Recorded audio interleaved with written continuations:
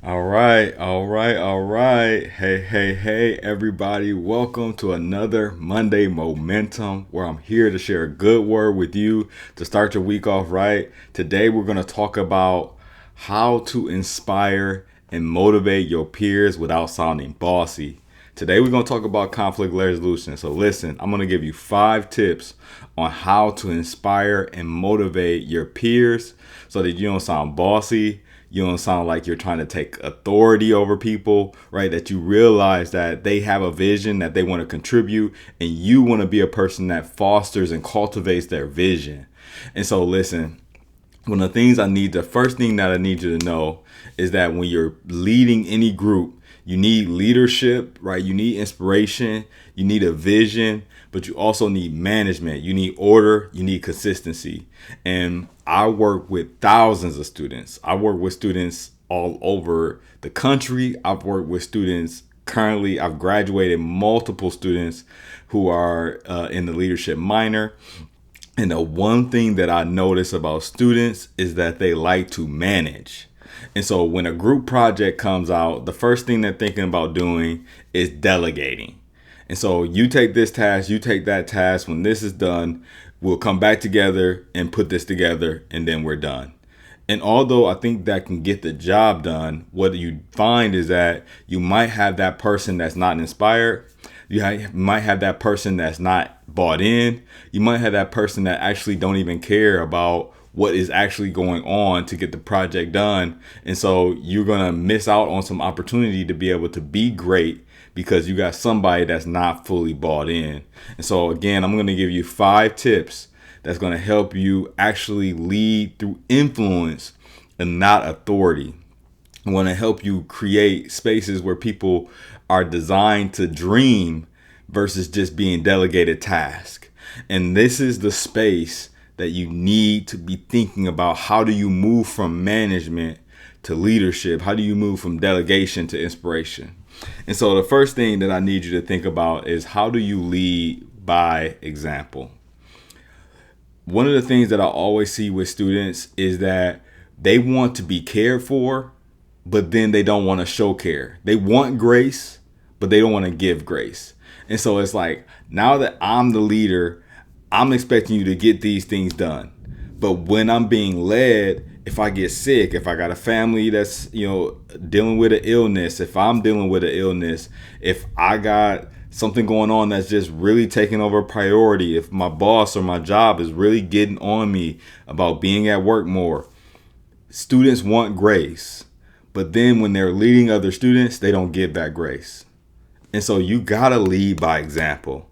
You got to be able to give the grace and find a way to build a relationship with the person so that they can see that you care, right? One of the old sayings is, people don't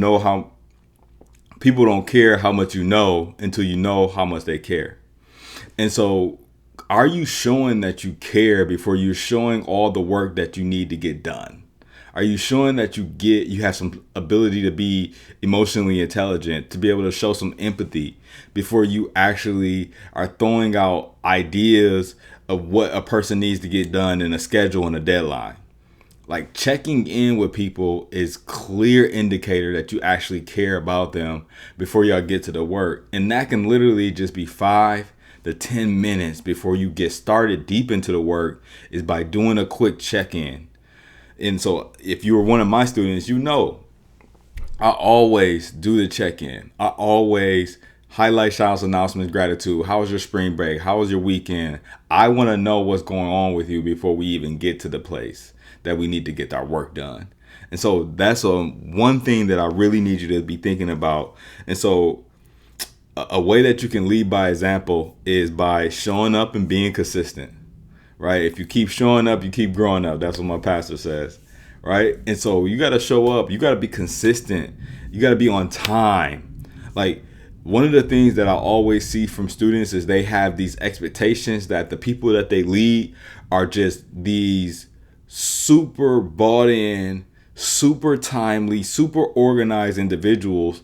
But then when they have that day when they're not as organized, they've been hard on these people so much that now they're making them look stupid. They making them look silly because you was late one time.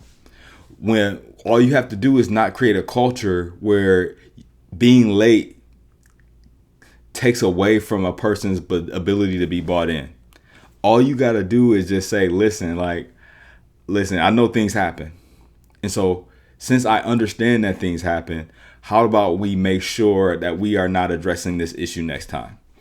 I'll even make sure that I'm accountable, or how can I help you be more accountable so that you're on time for the next time versus getting down and going hard on that person, right? Another thing that you can do to lead by example is demonstrate a strong work ethic and a positive attitude. Like, your attitude and your gratitude determines your altitude. And so how can you actually just boost morale is by showing up with a smile on your face, by showing up with a positive attitude, with the belief that y'all are going to get the job done no matter what. Even if hardships are happening, you can just tell people, listen, I get it. It's hard right now. Whatever support you need from us, let us know. But at the same time, I believe in you. That'll change the game for a person. Because now they're like, wow, they really get it. There's stuff going on with me, but they also believe that I have everything that I need. That's really, really important. And then a strong work ethic. And so if you're going to be a leader, I'm going to be real with you. People are going to be looking at your ability to do the work. Yeah, you can delegate. Great. Right? Yeah, you can get organized. Amazing. But do you get the task done? Do you get the work done in a way that also shows that you care, that shows that you are bought in, that shows that you are making this a priority? That's also super important. You got to have a good attitude, right? Because gratitude brings clarity to chaos and confusion, but you also got to have a work ethic. And so ability to put the hours in to show that you care deep enough to put enough in so that you can show your greatness, right? And that's what helps pull the greatness out of other people. Also, so here's the second thing I want you to do, right? I want you to ask for input and listen actively. Like, a part of why I think a lot of times we fail and as leaders, and this is all of us, is that we don't listen to hear what is being said. We are listening to respond. And so the reality is you're not really listening. You're only listening for what you want to hear, not what the person is saying. And also, when you're listening actively, especially in a community where you're trying to have a positive impact, you want to show people that you believe that they are trying their best. You want to give people the benefit of the doubt. You want to make them feel like you have the best intentions. And so anything that you say, I'm going to try to assume that it's coming from a positive space. That is a part of leadership. How can we move this train forward? It's not by breaking people down. It's not by tearing people down. It's by listening actively for the key things that's going to move us forward, the things that's going to produce our greatness.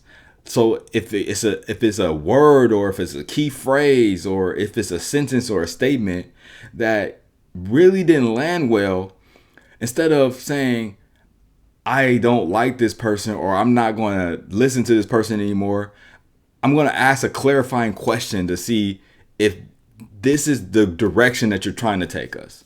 Is this the positive intention that you're trying to show us? If you reframe and paraphrase, that gives you opportunity to be able to grow people, to be able to support people, to be able to show them that you're listening actively, right? And so 2 things that I want you to think about doing. 1, ask open-ended questions. So don't ask a yes or no. So you can be like, hey, so tell me a little bit more about that statement. When you said this, I assume this, but I want to hear your perspective, right? That's a versus being like, I assume that you had negative intentions. Is that true? That's a yes or no question. So of course they're going to be like, no, or they might be like, yeah, right? But then they don't have to say anything else. Or another thing, like I said, is you can paraphrase. So that's the second thing you can do to listen actively. And so this is what I heard you say. Am I correct in assuming that?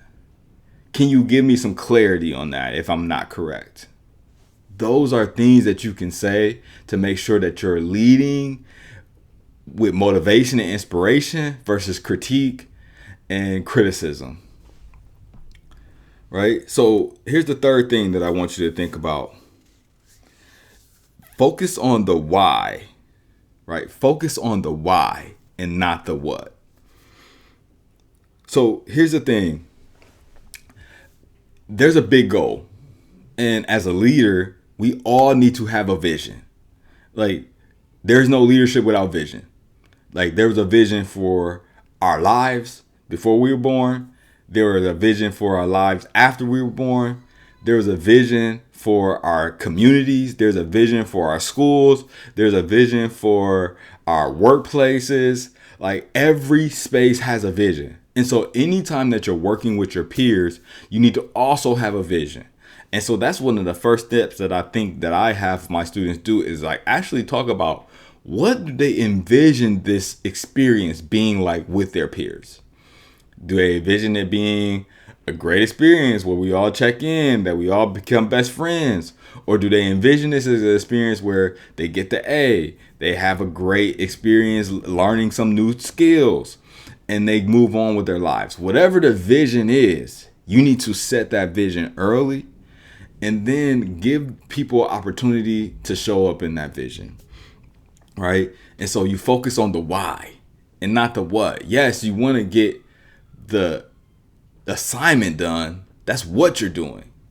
But why you're doing it, you want to gain skills, you want to gain knowledge, you want to gain networks, you want to become a more sustainable or more communicative or more supportive or more established or more awarded leader on campus or in the school. Whatever it is that you want, you need to identify that, the why, in the very beginning.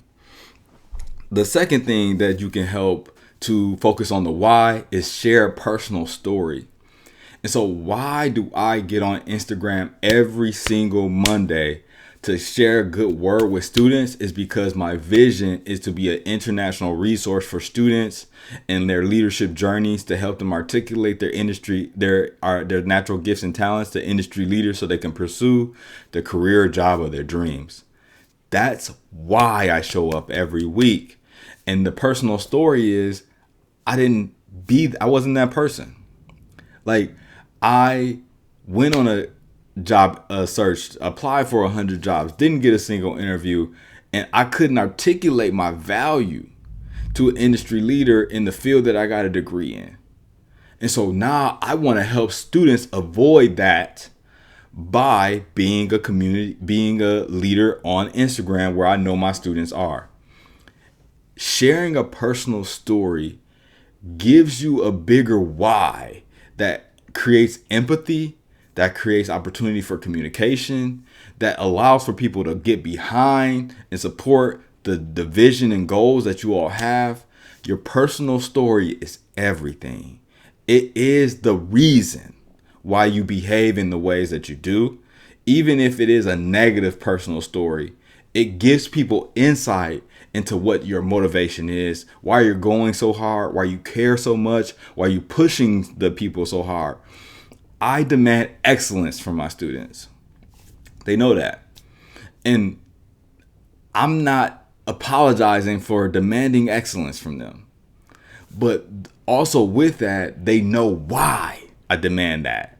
I don't want them to have them to go out into the world and they graduate and they are broke because they can't find a job and they done spent and invested thousands or maybe hundreds of thousands into their education and they're not getting the value back out of that. I don't want any one of my students to have that experience. And so I put the onus on myself to not only show up in the classroom, but I'll also show up online every single Monday at 7 o'clock to make sure that not only are they getting the technical work about becoming a leader, they're getting the inspirational work from Instagram of what it means to become a leader. I can't hit all these topics in the classroom, but I can do it on Instagram. And so this is why I'm here. This is why I'm showing up. What's your personal story of why you're showing up for your community? Why you're showing up in school? Is it just because your mom or dad, right? Is it because your parents? Is it because there's some expectation over you? Or is there a personal story that you really are trying to unearth within you so that you can break some barriers, that you can break some generational curses, so that you can be the person that leaves legacy in your family? That's what I want to see from my students, right? Here's the fourth step. Here's something that you want to think about, right? So oftentimes we all want recognition. Many times people lose interest in the work, lose interest in the community, lose interest into the assignment because they're putting in work and they're getting nothing in the return. They're not even getting a thank you, not even I appreciate you. I had a student literally come up to me and talk to me the other day about not feeling appreciated during some group work, and what the professor did was talk negatively about that student to other students. Like, what? How do you expect for a student to get more bought in, to believe in themselves more, when you're spreading rumors as a leader to other people that's in communication with that student or with that person? If you're a leader, you gotta have a standard of excellence that's gonna allow for you to not be afraid to confront people, tell them the real deal, and then also give them a plan of how to actually resolve the issue. Like, if you're just complaining, leave your complaints to yourself. Like, it's not gonna do anything. It's not gonna help us grow or do anything. But if you have a complaint, come with a plan. And that's what I always teach every single one of my students. Even when I wasn't a teacher and I supervised students, I would have students come to me with their issues with their peers. And I get it. They happen. I worked in a residence hall, right? I was a hall director. So, of course, when you're living with people, conflict happens. At the same time, don't come to me with a problem if you haven't thought about a solution. Otherwise, I'm going to send you away.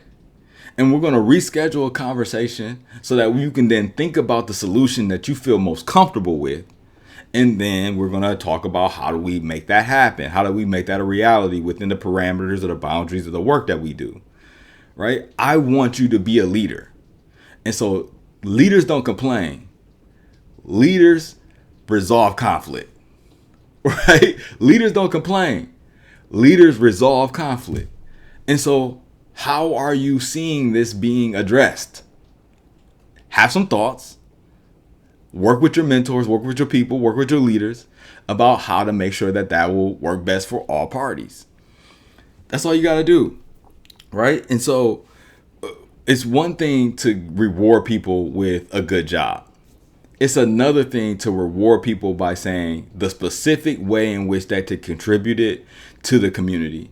And so let's say you did a presentation with a group, and I get it, like presentations happen.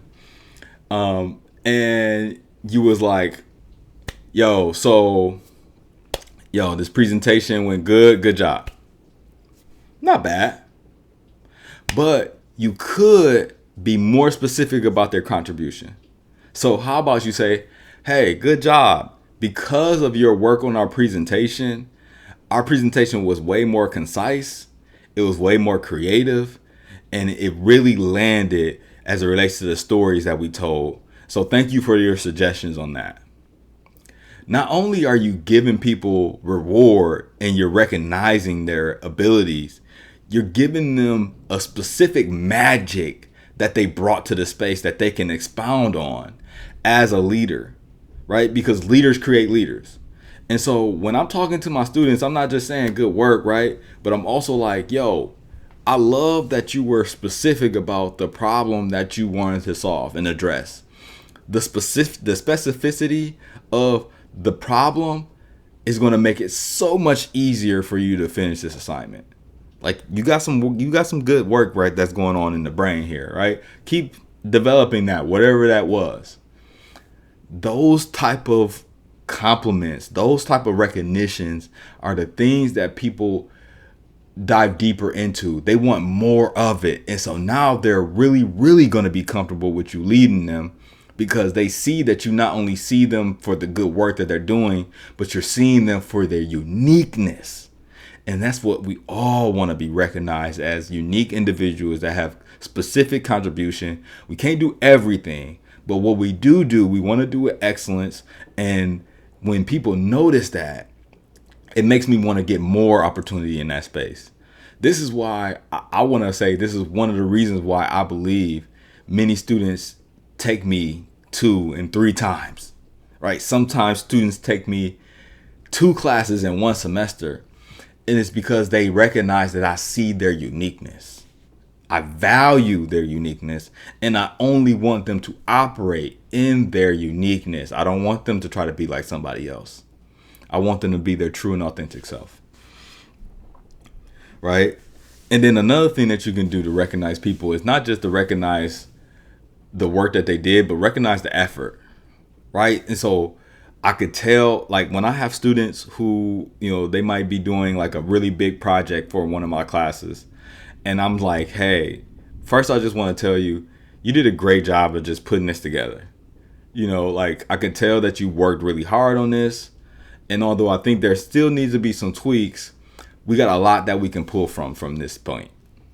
Like, just that recognition that they did the work, just that recognition that they were prepared is enough to really boost morale, to boost relationships, to boost the ability to inspire and motivate people. Because now, again, you see them for the effort that they put in. You see them for the uniqueness that they have. You're not treating them just like a regular, any other person that you would treat them, but you're seeing them for their specific contribution.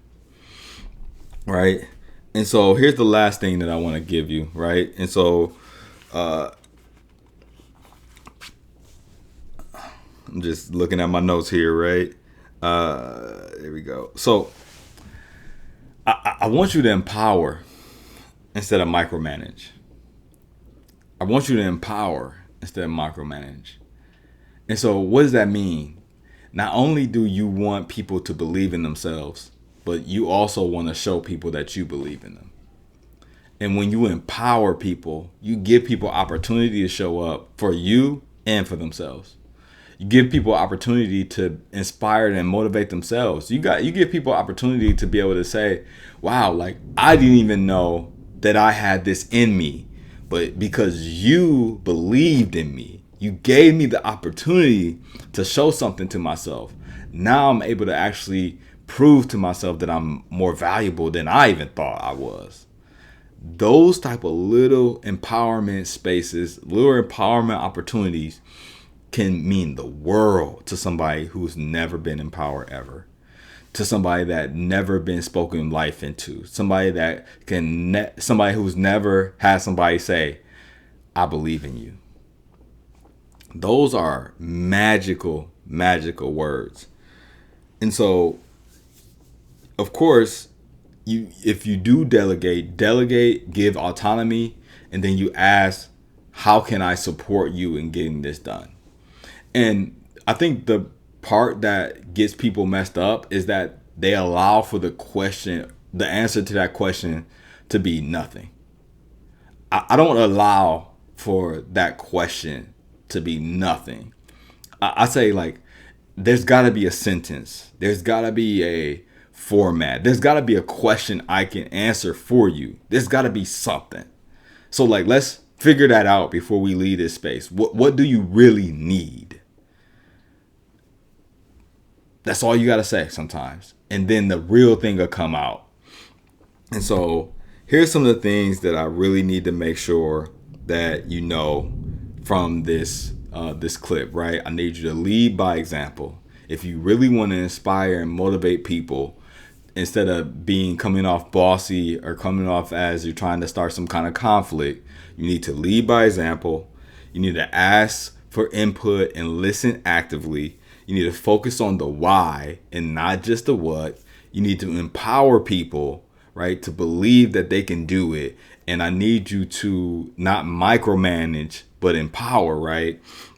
And I need you to offer recognition and give rewards for people who contributed to the space. If you can do those 5 things, I promise you, people will never think of you as a boss, and they'll see you as a leader that is wants and is willing and able to inspire and motivate people to achieve common goals. So I hope that this was helpful. If it was, please again make sure that you follow, subscribe to my YouTube channel. This video will be up on YouTube. I'll be on Instagram every Monday, 7 o'clock p.m. to Eastern time, to share a good word with you. Today we talked about how to motivate and inspire your peers without sounding bossy. I gave you 5 tips that you can use to be able to inspire and motivate people without starting a conflict. I hope this was great for you. And again, of course, keep doing the good work.